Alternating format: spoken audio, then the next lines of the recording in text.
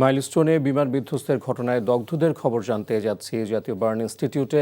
সেখান থেকে যুক্ত হচ্ছেন সহকর্মী নাহিদ প্রিন্স। নাহিদ, দগ্ধদের শারীরিক অবস্থা সম্পর্কে জানান, আর ভারতীয় চিকিৎসকরা কি কাজ শুরু করেছেন?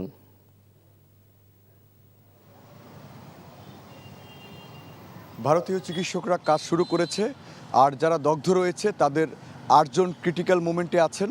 তারা বলছিলেন তাদেরকে আইসিইউতে রাখা হয়েছে, নিবিড় পর্যবেক্ষণ চলছে সেখানে। এছাড়া গুরুতর অবস্থায় 13 জন এখানে ভর্তি আছেন। তারা বলেছেন যে 3টি ক্যাটাগরিতে ভাগ করে তাদের চিকিৎসা চলছে। সেখানে যারা উন্নত হচ্ছে আস্তে আস্তে তাদেরকে আইসিইউ থেকে সরিয়ে বেডে রাখা হচ্ছে। তো এসবই তারা বলছিলেন। এছাড়া ভারতের চিকিৎসক দল কিন্তু ঢাকায় এসেছেন গতকাল রাতে। যদি বলি যে যে এই যে মনোহর লোহিয়া ও সফদারজং হাসপাতাল থেকে 4 জন বিশেষজ্ঞ ডাক্তার এবং নার্স তারা ঢাকায় এসেছেন।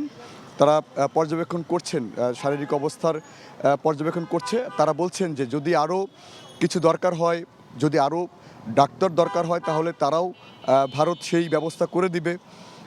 তাই যারা এসেছেন তারা খুবই অভিজ্ঞ এই বার্ন বিষয়ে, তারা বলছিলেন। এছাড়া তেমন কোনো মৃত্যু সংবাদ আপাতত নেই। যারা ভর্তি অবস্থায় আছেন তাদেরও চিকিৎসা চলছে ভালোভাবে।